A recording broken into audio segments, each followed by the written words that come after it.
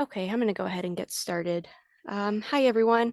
Welcome to Connecticut's National Electric Vehicle Infrastructure, or NEVI program, public information meeting on the recently released Phase 1 request for proposals. We are recording this webinar, so if you aren't able to tune into the whole event, or if you would like to review this presentation again, you'll be able to find the link to the recording on our NEVI website and also on the RFP posting page on CT Source.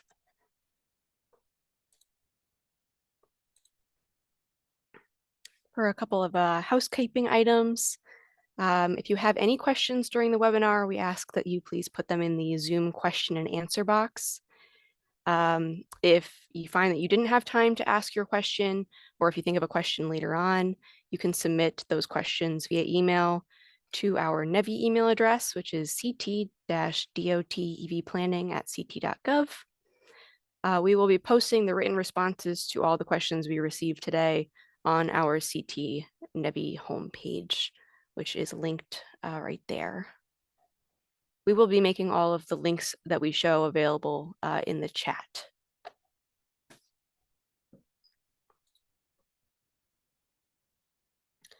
Okay, if you are new to Zoom, or if you're trying to access the captions and subtitles, these are the instructions on how to do so. To turn on this feature, you can select the CC button at the bottom right corner of your screen. This will turn on the captioning. If you need captioning in another language, you click the speaking language button and select which language that you are in need of.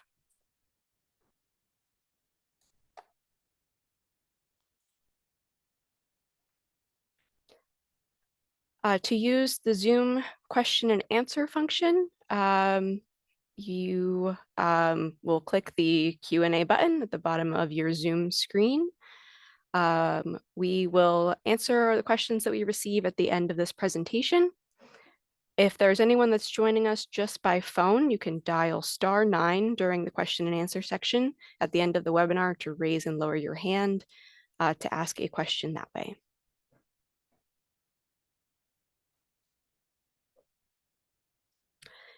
Here's Connecticut DOT's Title VI notice to the public. The Connecticut Department of Transportation operates its programs and services without regard to race, color, and national origin in accordance with Title VI of the Civil Rights Act. Any person who believes she or he has been aggrieved by any unlawful discriminatory practice under Title VI may file a complaint with the CTDOT. There are directions on this slide outlining the procedure to file the Title VI complaint.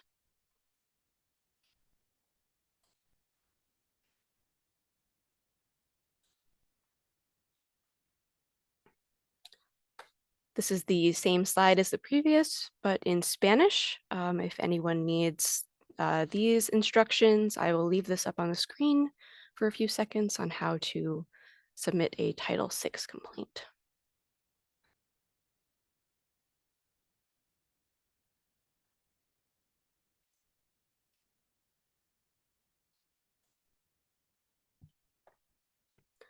Okay, here's the agenda of what we'll be discussing today in this informational webinar. We'll start with some welcome and introductions and then move on to a brief overview of the Connecticut NEVI program. We'll give a recap of our LOI process, followed by the RFP overview. We'll review the application procedure and the subsequent evaluation and selection process, and then we'll review the timeline and next steps.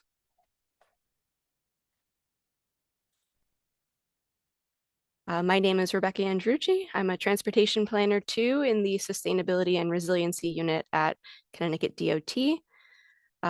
This program is being administered by myself and Emily Pish in our office, with assistance from our consulting firms, Fuss & O'Neill and CDM Smith. A little bit later in the presentation, you'll hear from Jacqueline Murdoch, who is the planning discipline leader at CDM Smith, and she will go over the evaluation and selection process.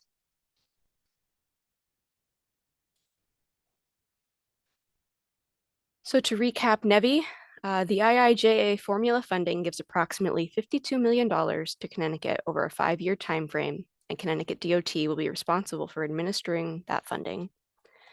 Federal regulations require states to fully build out their FHWA designated alternative fuel corridors before funding EV charging in other locations of the state.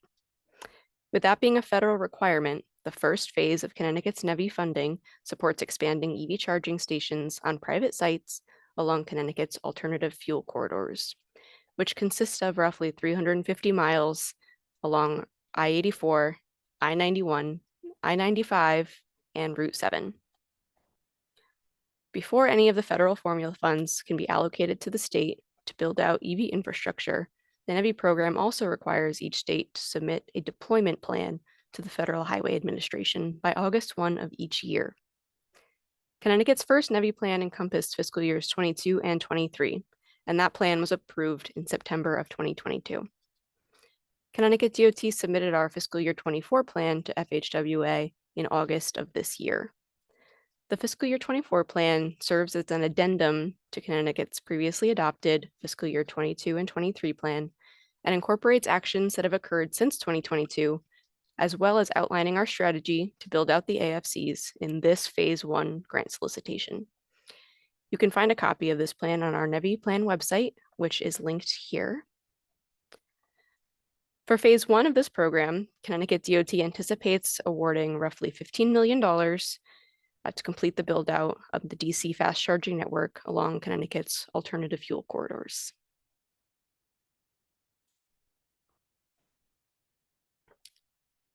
As part of the solicitation process, we collected LOI responses between September 28th through November 9th as a pre-application to the RFP. As we've stated previously, we will only be accepting RFP responses from proposers who submitted a response to the LOI. If you did not submit a response to the LOI, you are not eligible for this phase 1 of funding. However, that does not preclude you from submitting for future phases. Another thing to note is that we will be cross-referencing the RFP submissions with the LOIs to ensure consistency. We will not be accepting the submission of new locations in this RFP that were not submitted in the LOI.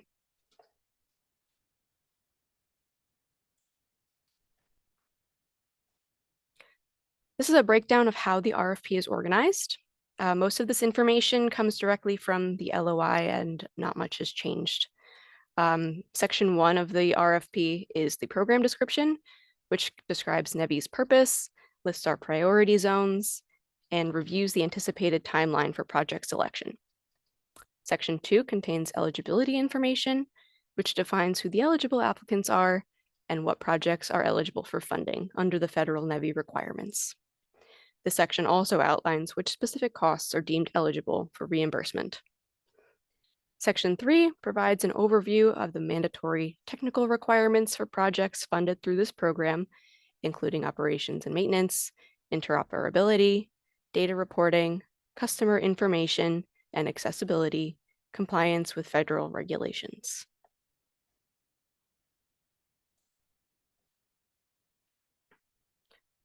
All RFPs that are released by the state of Connecticut are required to be listed on CT Source, which is the state's procurement portal. This slide shows what the RFP looks like on that portal and shows the list of attached documents that are part of the RFP package. The direct link that is shown here is also available on our NEVI homepage on the department's website.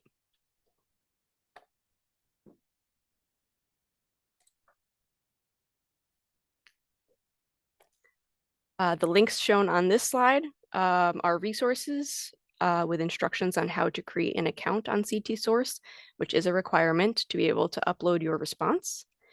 And there are also instructions on how to respond to a bid in that last link there, and we will share those in the chat.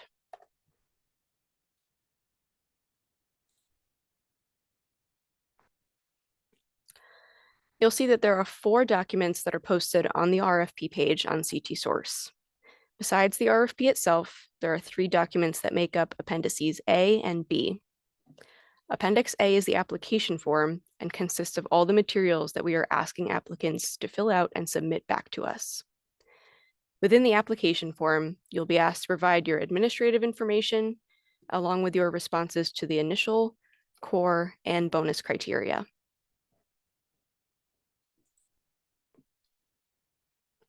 Also required in the application form are the following attachments: schematics and plan sets, project schedule, utility coordination form, and project cost form. Lastly, the application form includes other federal and state required forms as listed on this slide. You'll see that the RFP document package also includes Appendix B, which is a sample grant agreement. We aren't asking applicants to do anything with this document. However, it is provided for you to review the terms and conditions that you would be expected to adhere to should you be selected for grant award. At this point, I'll turn it over to Jackie Murdoch at CDM Smith, who will review the evaluation and selection process. Awesome, thank you. All right, so Connecticut DOT is going to use a three-step approach to reviewing the RFP responses, and I'll kind of go through what that looks like here over the next 2 slides. It first includes an initial screening to identify any proposals that fail to meet minimum requirements as defined in the RFP. And those minimum requirements are primarily yes, no attestations that the proposer will comply with federal NEVI rulemaking provisions and sort of a check for completeness and responsiveness of the application. Proposals that pass that initial criteria stage will then be evaluated against a set of core criteria, which will analyze the qualifications of the proposer team, the technical merits of the proposed project, and the proposed finances of that product. You can see on the slide here the breakdown of points across those 3 categories. Qualifications are focused on subcategories such as experience and financial capabilities. Technical criteria focus on subcategories such as siting, site readiness, O&M approach, and equity, workforce, and economic development. And finally, financial subcategories focus on the project cost, financial viability, and match. All right, let's get into the third potential phase. The bonus criteria may be applied when there are multiple proposals in the same phase 1 priority zone that score within 5 points of each other on the core criteria, so essentially function as a tiebreaker. The bonus criteria acknowledge proposals that promote things like Connecticut DOT's broader program objectives, like future-proofing EVSE equipment to meet future need and efforts to improve the customer experience by providing additional amenities that exceed federal requirements. The bonus criteria also recognize efforts to support the development of renewable energy in support of the state's broader sustainability objectives. And the department also reserves the right to consider project cost effectiveness and making those tiebreaker decisions where applicable. Proposers are requested to submit as much information as available related to the bonus criteria to allow CTDOT to assess this bonus criteria. And back over to Emily, I believe.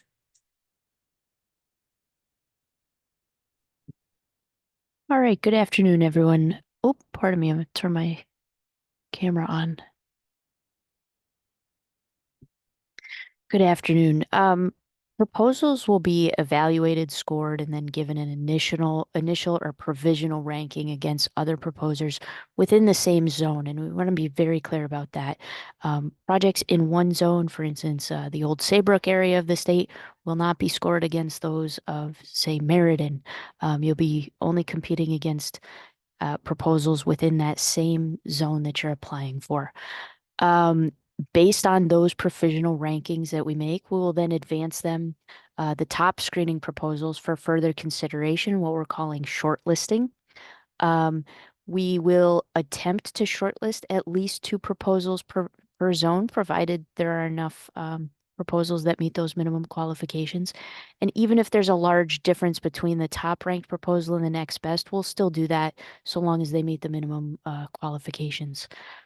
This will provide us some insurance that if there are flaws discovered along the way in the top scoring proposal, that we still have a project to fall back on. If there are more than 2 proposals that are both highly competitive, then we may decide to advance more than 2 for further consideration. It's really going to be dependent upon the proposals we receive and in what condition they come in. After that 2-week period of information exchange, there's going to be clarifications between the shortlisted proposers and CTDOT in that time frame. Then we'll invite them to make any adjustments and submit their best and final offer. And that's what we're referring to as that BAFO in the RFP. There's no requirement to submit that best and final offer. It's entirely optional, but we do want to offer that opportunity. And then after 5 days following that BAFO, the shortlist proposals will be reevaluated, scored, and given that final ranking based upon what we receive. So the top ranked proposals from each zone at that time will be designated as the apparent successful proposer, or the ASP.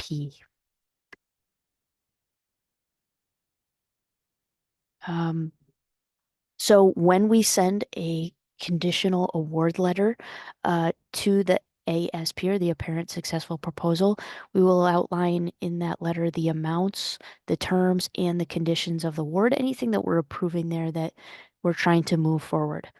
The ASP, the apparent successful proposer, can then accept the award as offered or reject it. You still have that opportunity to reject. And if it is rejected at that point, Connecticut DOT will move on to the next highest ranked proposal and issue that conditional award letter to them. So no requirement to accept. You'll have 10 days in which to accept that conditional award. If we do not receive that signed acceptance, then we will assume that you have rejected it, and we will withdraw the award letter and move on to the next proposer.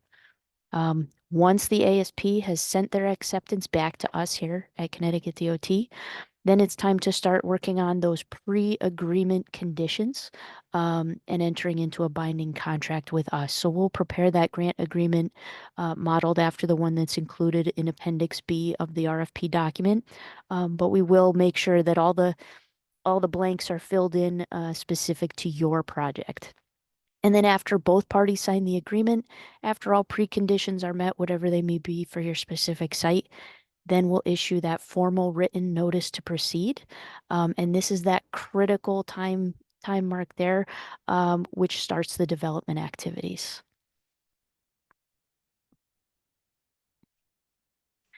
And lastly, we just want to show you this process overall. We're not quite into this part yet, but starting with those shortlisted proposals, we'll work through the back and forth exchange of information with the applicants just for clarification or additional information, and then issue those final rankings at the end. Again, final rankings will be by priority zone. So we should hopefully have 2 top proposers per zone rather than just overall from the entire batch.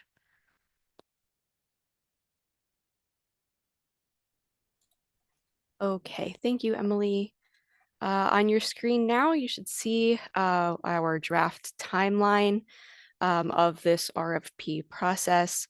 Right now, we're in the RFP open period. Today is February 1st. We're having the webinars. The deadline to submit any written questions is February 23rd, and we will post our written responses to our website and to the CT Source portal by February 29th. The RFP closes on March 13th, and then we're looking at a June and July timeframe for shortlisting our review about the applications and issuing conditional award letters, with the final award process happening sometime this summer and the grant agreements executed in the fall. And this timeline was taken directly from the RFP. Okay, if you have any questions now, go ahead and submit them through the Q&A box in Zoom.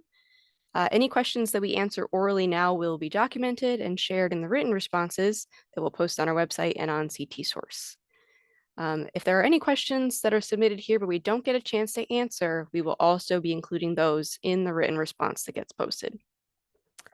Questions can also be submitted at a later time to the NEVI email address shown on the slide, ct-dotevplanning@ct.gov. And again, the deadline to submit questions is February 23rd. So now, Chelsea, are you available to read out our questions?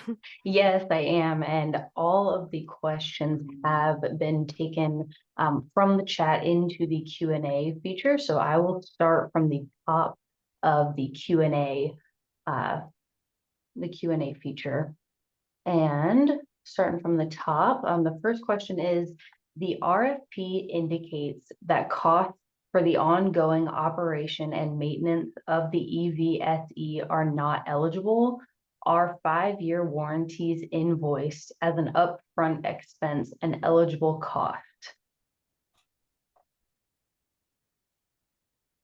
That is a question we will be answering in writing, Chelsea. We want to make sure we think this through and have the appropriate answer. Okay. All right, we will get that answer in writing. And again, that is going to be posted to the DOT NEVI website no later than February 29th. The second question in the Q&A feature is, can bidders change their EVSE manufacturer from what they originally included in the LOI phase?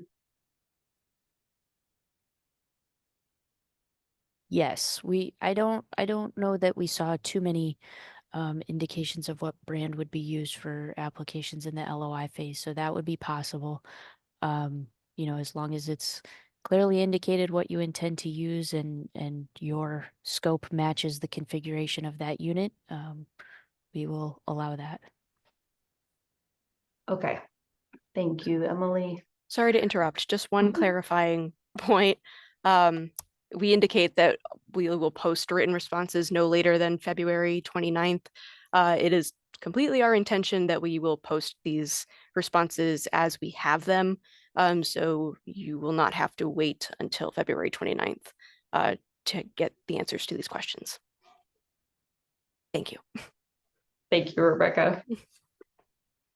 The next question in the Q&A feature, can approved bidders from the LOI phase submit proposals with additional or different sites from the original sites outlined in the LOIs?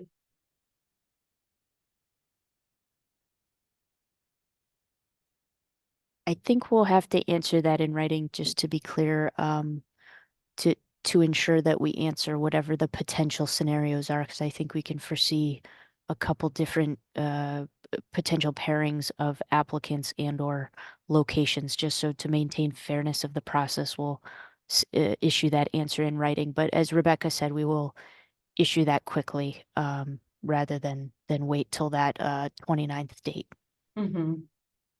Oh, thank you, Emily. I think that is similarly in line with the next question. Can two potential lead bidders who submitted separate LOIs join forces to submit as one unit with just one party being the lead bidder?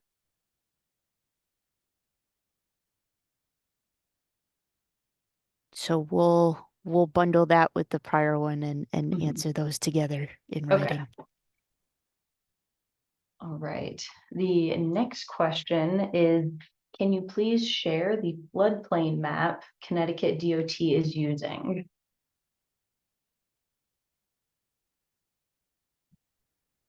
So we rely upon the FEMA flood insurance rate maps. Again, I believe this question is likely tying back to the LOI reviews that were completed. We expect that with these RFP answers that, or excuse me, the RFP submittals that, applicants will have a lot more clear information about where on their property their station will be located, and will be able to clarify any questions about where within a floodplain or outside of a floodplain their proposed work sits.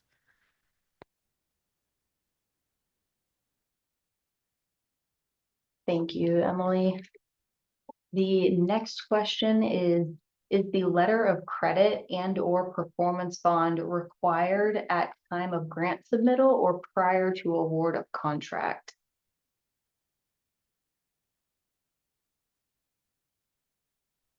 Those should be signed prior to the award of prior to the award of the project and the grant agreement. In order to sign that grant agreement, we will need to have those documents, but not prior to the submittal of the RFP response. Thank you, Emily. The next question is, did Connecticut DOT receive eligible sites via the LOI process inside every priority zone? So we intend to issue an additional RFP for any location where we did not receive applications during the LOI period, as well as for any of these areas where we did not receive, where we do not receive a response to this request for proposals. So I will say no, we did not receive an LOI response for every zone. Thanks, Emily. The next question is, what if we need to make a change in scope or cost from the original letter of intent because the procurement is such a long process? We may need to approach a project differently than originally planned due to the length of the reward process. So right now, those letter of intents didn't come in with a whole lot of detail. We do expect that there may be changes to what was proposed at that time, as well as in the cost, especially because some of the costs that came in were very round numbers and are likely just high level estimates. Later in the process, if you're selected either for that conditional award or sign an agreement and have an award itself, at that point, it would be more difficult to adjust costs, and any changes would have to be addressed, one, on a case-by-case basis, but two, also in writing via the department's process. But we would, between the LOI and this RFP response, allow differences in those items, those costs and scope. Thanks, Emily. The next question is the expectation that applicants use Appendix A, Part A through F6 forms as a template, or should these forms be utilized with only modifications requested within the RFP to submit responses? So that's when we're actually going to have to issue an answer in writing. I know there's some forms in there that the forms are the forms and that's what we need. So I do want to make sure that we're very specific on which forms we need in their current form versus, let's say, a cost template that perhaps you're used to using your own software that generates that for you. So there is some flexibility, but I would like to answer that in writings for everyone's benefit.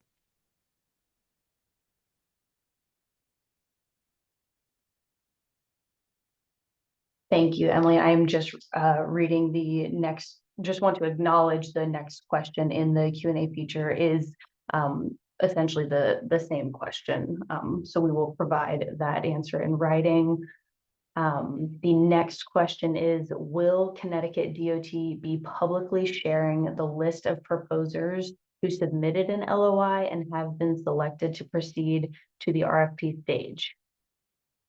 The answer to this is yes. We did run this past our attorneys, and we will be able to share that list.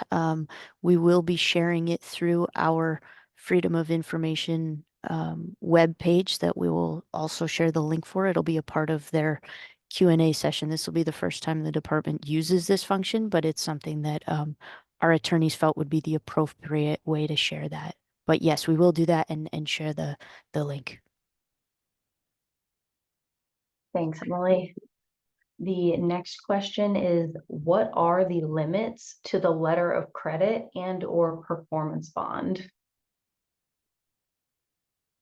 So those will be dependent upon the project cost, and will be unique to each project, but should be tied directly to that cost. I believe each one is either 100% of the stated cost, or the letter of credit. I believe the grant agreement states that it's a percentage of that. Thanks, Emily. The next question is, what is Connecticut DOT's rationale for not allowing operations and maintenance to be an eligible cost? I believe Connecticut is unique among other states in that regard. So the rationale behind that was to ensure that the state could fund as many locations as possible while not reducing the scope of each project and limiting the number of chargers being put in, but rather eliminate the cost that we pay out on the later years so that we have a good grasp of how much money we're drawing down and can do the most good across the state with these funds. Thanks, Emily. The next question is, can we submit additional sites in the RFP stage from the LOI stage? The short answer is no. We intend to tie this to the address that was submitted by each applicant, which I believe is stated in the RFP, so that it doesn't just allow any one LOI applicant to spread all applications across locations that they had not prior submitted for. Thank you. And the next question is, can Connecticut DOT share the specific contact at the utility that should sign the utility form? We will have to look into that. I'm not quite sure if there are different contacts for each region of the state that sign that, but we can ask them to do that, to provide those points of contact, and as we find that, we'll put that in the Q&A. Thank you, Emily. I just want to acknowledge that the next question in the Q&A feature was essentially the same question, and that will be provided. The next question is the expectation that the site host letter of commitment detail the provisions that CTDOT have listed, or does a narrative suffice? I think we'll have to follow up in writing. I believe this question is asking, is the letter as stated in the document what's required versus a narrative that the applicant creates on their own. So I do want to take a moment to be able to actually review and compare and provide a written answer to this.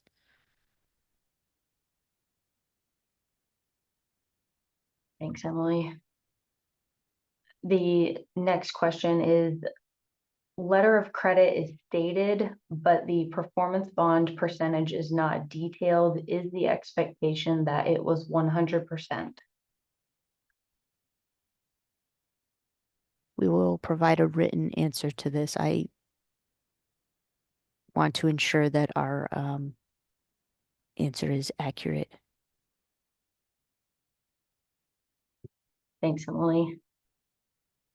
The last question I have in the Q&A feature is, what is the length of time a grantee would be required to hold a letter of credit?